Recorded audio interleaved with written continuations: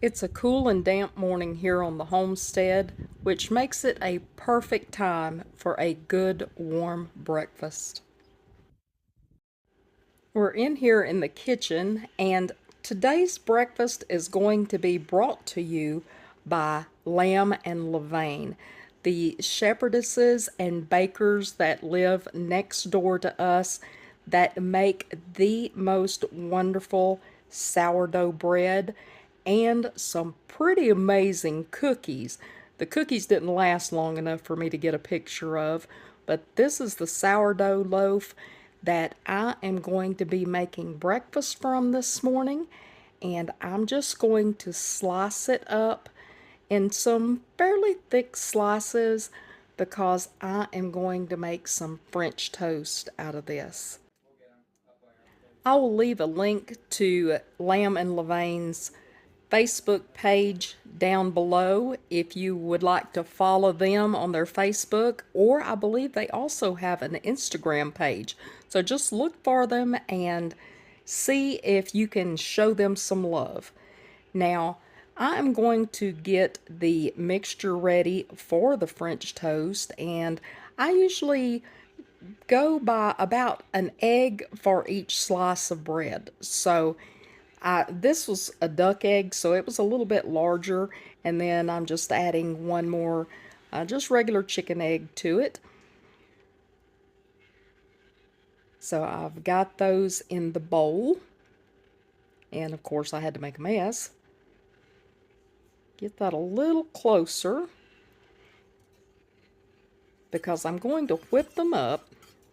I mean, you can use a beater if you want to, or a fork, or however you'd like to beat these up.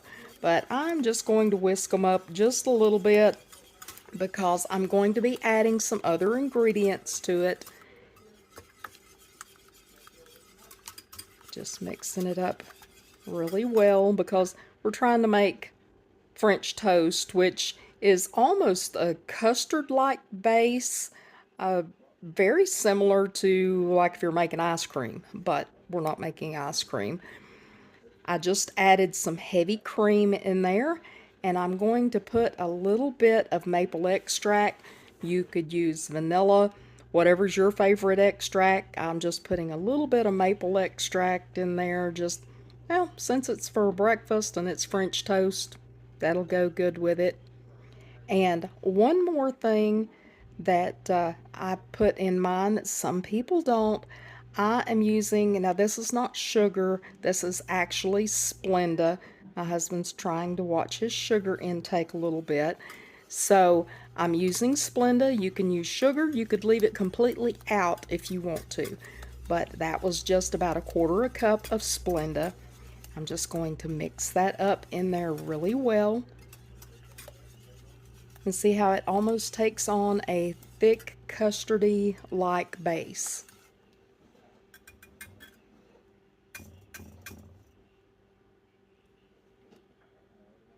And then I'm just going to fit my bread down in there. I almost got too small of a dish, but I can get all 4 of those in there, I believe.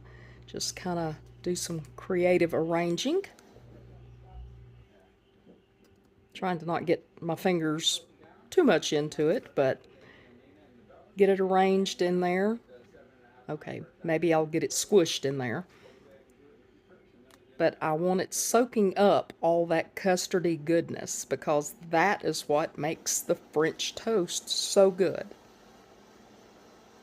And I'm just going to let it soak up really well on one side, and then I'll come in there and I'm flipping it over because I want it to soak up. Pretty much whenever I get done, most of this will be soaked up by the bread. Now, I got that one corner of the bread a little thin cut, so it's trying to fall off on me, but that's okay. We'll work with it. But this sourdough is so wonderful for making French toast because it is a stout bread and doesn't fall apart easily, unless you cut it too thin on one corner, of course. But see how it is just soaking up that goodness, but it's not getting soggy. That's the part I like about using the sourdough. And while the bread's soaking up goodness, I have my cast iron skillet over here heating up. It's on about medium heat, and I am just going to melt about a tablespoon of butter into the bottom. It doesn't have to be a whole lot.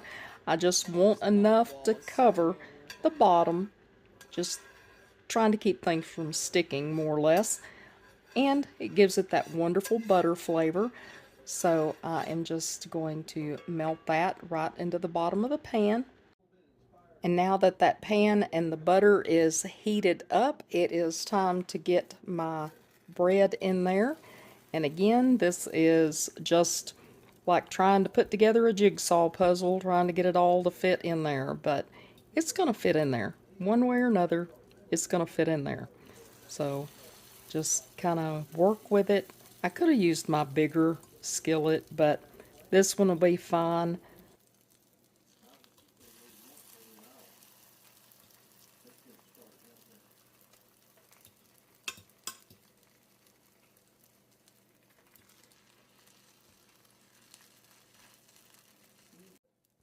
And now that I've got them all in there, I'm going to add one final ingredient. I could have put this in the mix, but I forgot about it.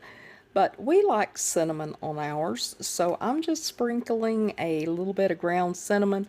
You could leave this completely off, or you could use pumpkin pie spice or just whatever you like on yours. So I've just got that, and I'm going to just leave it alone and let it get brown on the other side. And as it browns on one side, you just flip it over. And if it doesn't quite get done on one edge, you can always flip it back over and get that part that wasn't quite touching the heat as much as you'd like and get it all browned up evenly. But it is looking good. And once it's done, all that's left is getting it plated up and enjoying this wonderful French toast.